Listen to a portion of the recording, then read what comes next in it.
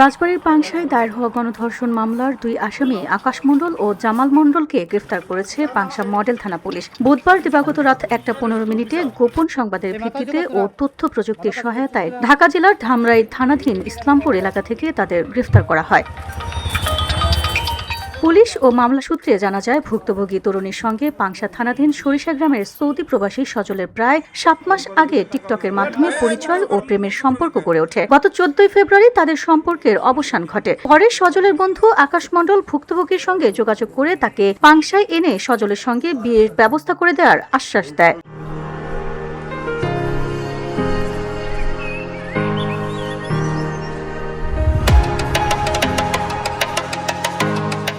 গত 27 ফেব্রুয়ারি রাত আনুমানিক 8:30টার দিকে ভুক্তভোগী পাংশার বহলাডাঙ্গা সরকারি প্রাথমিক বিদ্যালয়ের কাছে পৌঁছালে 1 নম্বর আসামি আকাশ তাকে বাড়িতে নেওয়ার কথা বলে সরিষা ইউনিয়নের 5 নম্বর ওয়ার্ডের বহলাডাঙ্গা এলাকার একটি সরকারি আশ্রয় কেন্দ্রের 3 নম্বর কক্ষে নিয়ে যায়। সেখানে পূর্ব থেকে অবস্থান করছিল 2 নম্বর আসামি জামাল মণ্ডল। ভালো কাজ করছিস তোরা।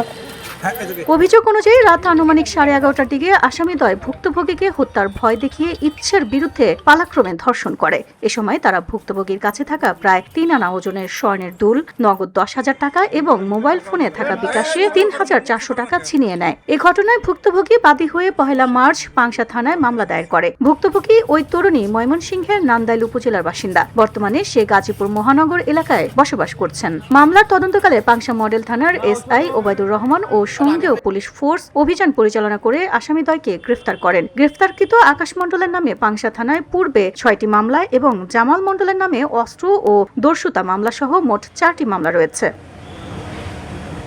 এ বিষয়ে পাংশা মডেল থানার অফিসার ইনচার্জ শেখ মইনুল ইসলাম বলেন, মামলাটি রুজ হওয়ার পর থেকে আসামিদের গ্রেফতারে আমরা তৎপর ছিলাম। সেই ধারাবাহিকতায় তথ্য প্রযুক্তির সহায়তায় দ্রুত অভিযান পরিচালনা করে আসামিদের গ্রেফতার করা হয়েছে। প্রাথমিক জিজ্ঞাসাবাদে তারা ঘটনার সত্যতা স্বীকার করেছে। আসামিদের স্বীকারোক্তিমূলক জবানবন্দি গ্রহণের জন্য বিজ্ঞ আদালতে প্রেরণ করা হয়েছে। বহলাডাঙ্গা মাদ্রাসার পাশে একটা সরকারি আশ্রম আছে, 3 নম্বর ঘরে এই মেয়েটাকে রাখে, তহুরা বেগমকে। রাখার পরে সেখানেই উপস্থিত ছিল আর এক আসামি জামালও আগে থেকে সেই ঘরের মধ্যে উপস্থিত ছিল। সেই ঘরের মধ্যে তাকে কিছু সময় রাখার পরে অনুমান রাত 11:30টার দিকে আকাশ এবং জামাল দুইজনই সেই রাত 11:30টার দিকে সেই ঘরের মধ্যে যায়। ঘরের মধ্যে যেয়ে এই মেয়ে তহুরা বেগমকে জীবননাশের হুমকি দিয়ে তাকে তারা পর্যায়ক্রমে ধর্ষণ করে। এই বিষয় নিয়ে তহুরা বেগম থানায় অভিযোগ করেন ও তার অভিযোগের ভিত্তিতে পাংশা থানায় গণধর্ষণ মামলা রুজু হয়। তারপর থেকে আমরা আসামি ধরার জন্য বিভিন্ন জায়গায় অভিযান পরিচালনা করি।